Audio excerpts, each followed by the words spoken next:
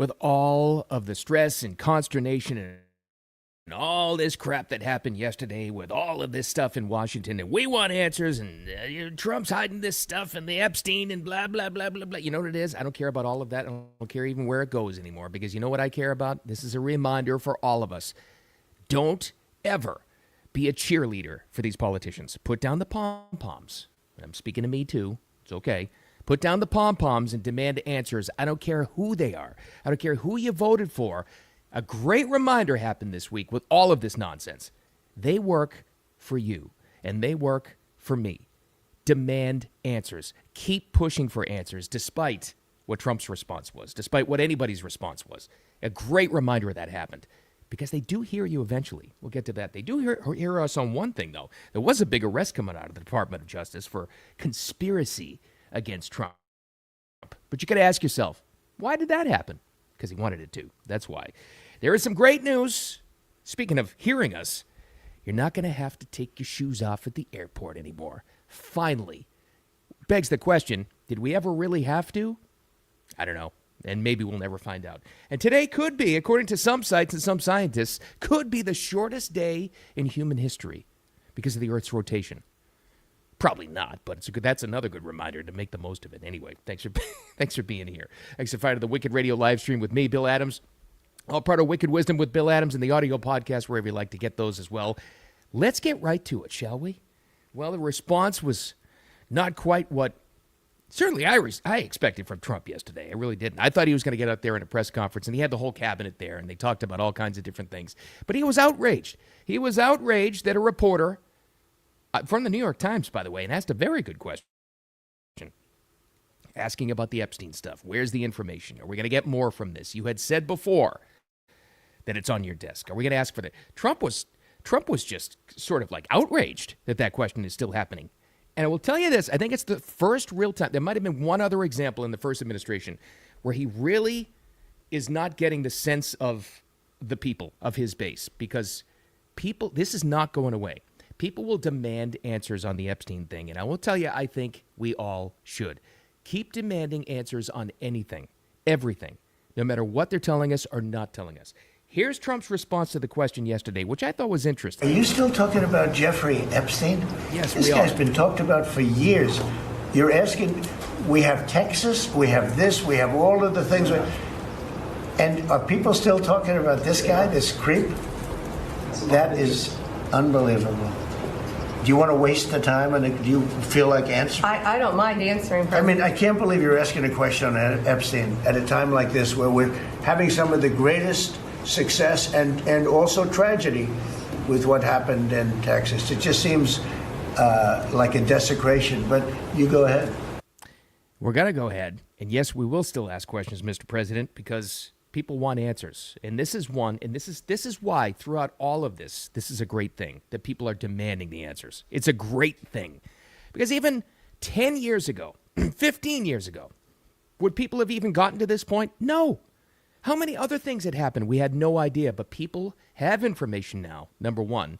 Number two, you're not a conspiracy theorist anymore. That's the other great takeaway from this thing, by the way. You dare ask, like, what seemed to be before outlandish questions about anything. JFK assassination, MLK, anything. Yeah, I wonder if that was really true. I wonder if you're not a conspiracy theorist anymore. You're someone that wants answers, and there's nothing wrong with that. I'm a little bit surprised that Trump doesn't have his finger on the pulse of the American people. And I agree with it. It shouldn't overshadow everything they've accomplished in this administration so far. There's been a lot of good stuff. There really has. Has it been a smooth ride? No. But they're tackling a lot more. But two things can be true. You can still demand answers on everything because we need answers on everything. And you should never stop asking questions. But the biggest thing and the most important thing of all is put down the Pom Poms, no matter who you vote for. You may be the biggest Trump supporter in the world, and you can still ask questions of the guy. You know, you're like allowed to. Never be a cheerleader with anybody that's elected, ever. Put down the Pom Poms and become an informed citizen. That's how you empower yourself. That's how. Of course, we can ask questions because they work for you. You should always ask these questions and never stop asking questions. I think the only other time that he actually really wasn't too keyed in on what the base was telling him. There's a little bit different circumstance, though, because he had to do something at first, was the beginning of COVID, where they were telling him, there were plenty of people. There were plenty of citizens, not just advisors, telling him, don't shut down the economy. Don't do this, because it's not going to stop. And if you happen to lose this election coming up, it's going to be a nightmare for the country. We know exactly what happened. It was a nightmare for the country. He could have stopped that. I blamed him for that first and foremost. He could have really reined that thing in. But we had never seen anything like that. On this one, it's a little bit different. I think he's way off base on this. And it's okay to criticize him on this. Here's a perfect example of why you shouldn't be a cheerleader and pom-pom and yay, and I support my guy no matter what. It's very, very dangerous. Very dangerous. So part of this whole Epstein discussion, and I'm not getting into it, however you feel. I don't care. Whatever. My main point is keep asking questions and keep demanding it. There was a suggestion yesterday that came out, and I think it came from Byron Donalds, who's most likely going to be the next governor of Florida. Somebody asked him, might have been Benny Johnson or somebody else asked him, would you release more of the files, the information that came from the original investigation of Epstein, which came from right here where I am, Palm Beach County, Florida, where all that was. And he said, yeah, I think it's time to release all of that. Oh, my God. The pushback and the cheerleading for DeSantis. Governor DeSantis already did that. He already did. You're way behind. He already did. And it came out again, and it reminded me. It's like people cheerleading for Trump and the people cheerleading for DeSantis, knocking heads, all day long on this. This is what politics does to people. It divides. Even if you're mostly on the same side of things. Don't be a cheerleader for any of them. Just vote and hire these people according to what's best for you. It's so gross. I don't care who you voted for. I don't care who you support. Vote for and support the person that's best for your life and the best for the country. And that's it. They're not infallible. They're human beings. There's only one person you should put your complete trust in if you are so inclined, and that would be your maker, whatever you believe in. Not these people. Hope that they do the best. And I think overall for the best for our country would be Trump. But this one, he's way off. He's way off on this. And he doesn't have his finger on the pulse of his base. He just doesn't. And that's okay. Maybe he does in the future, but that's the main takeaway. And a great reminder in the biggest possible stage. Don't cheerlead for these people. Demand answers, even if you love them. That's what they're there for. You hired them. So did I. Put them on, the hot seat, not a pedestal, ever. Because that can get really dangerous. They can get away with whatever they want. Here's something, though, that did happen. They heard the American people, but more than ever, why is it that now we've got full investigation, this just announced, and this may have been the timing of it, a distraction story to get everybody away from the Epstein thing. I don't know. It didn't really completely work because people aren't going to stop asking questions on that. So Jim Comey, former FBI director, and John Brennan from the intelligence community, they are now under full investigation over conspiracy against President Trump. You know why this is happening? You know why this came to this point? Because he wants it. Because Trump wants this to happen. Because he took it personally. But still important for the rest of the country because you can't have the intelligence community conspiring against the sitting president. I thought this was interesting. This was a week ago. General Mike Flynn, whom these same people tried to destroy. They tried to destroy his and his family's lives. This is how disgusting the swamp is.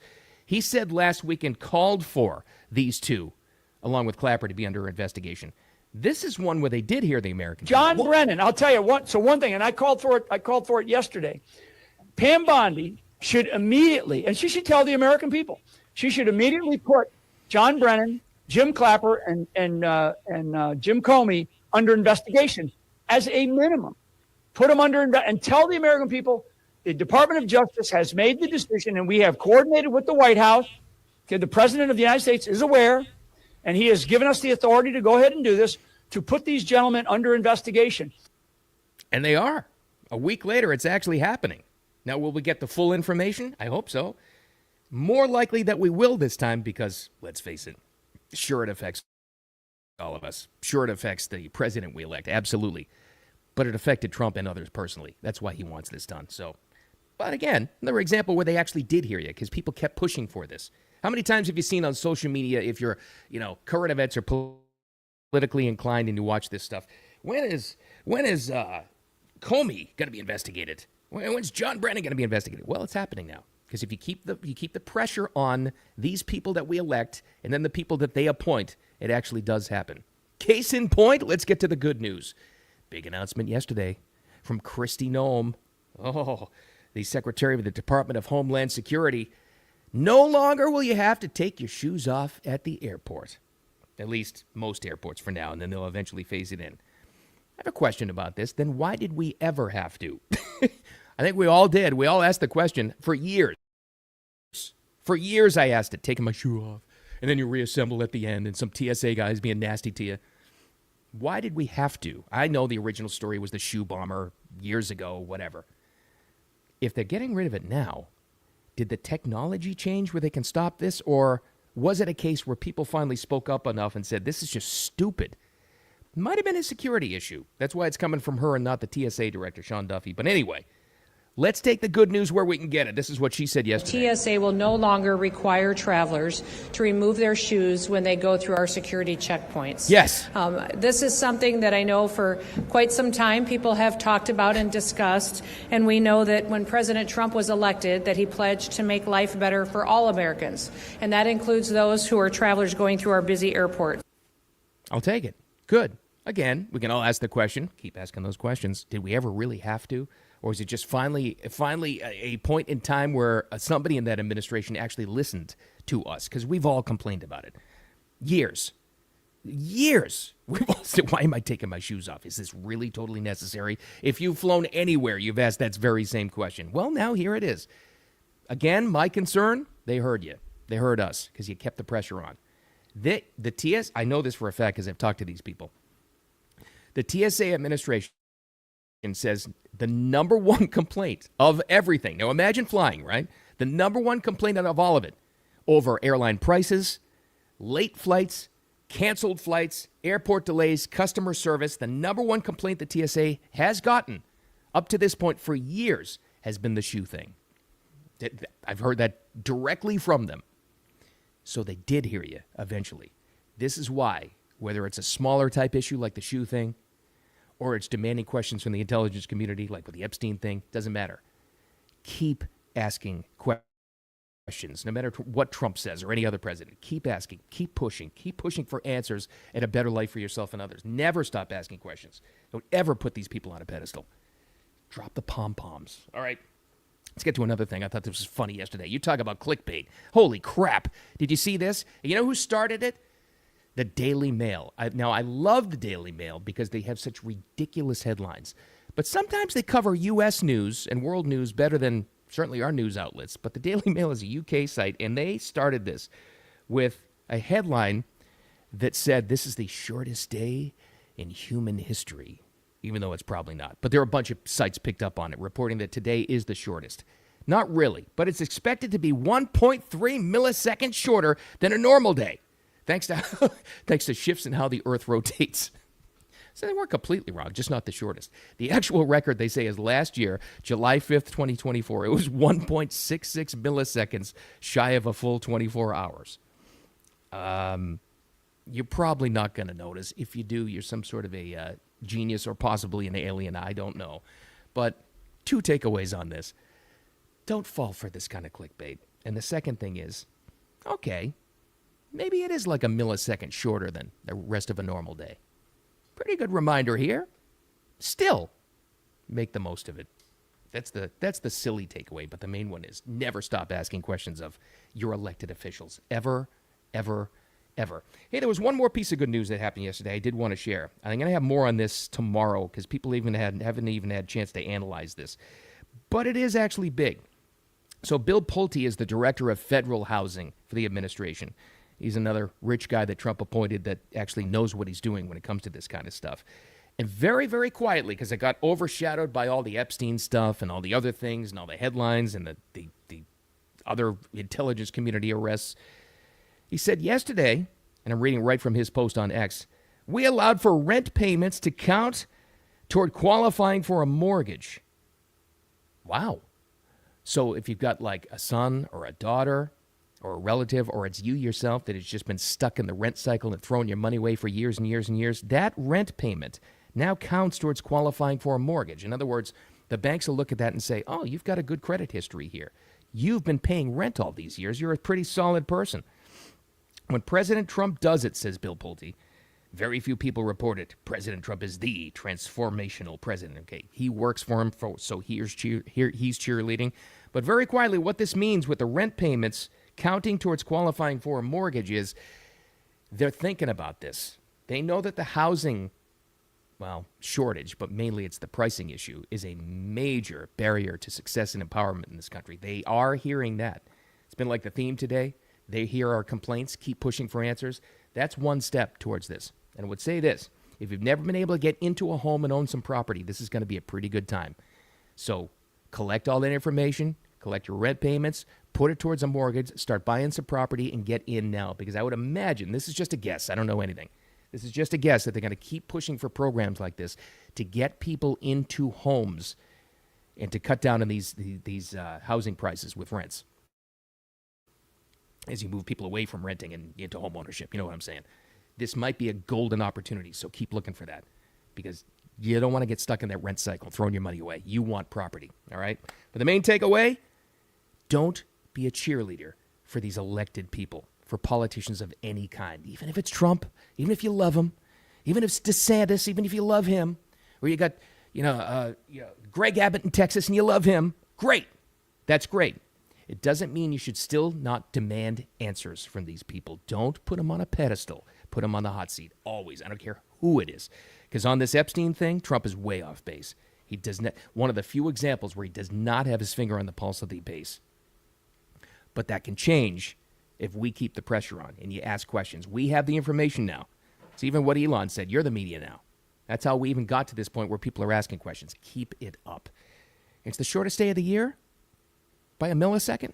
Make the most of it. All right, audio podcast is up in just a little bit, give me a half hour. If you're watching the live stream replay later on X, thanks for the follows. Put your notifications on so that you know when we're on and all the other social media channels as well. With that said, have a wicked awesome Wednesday. We'll talk to you tomorrow.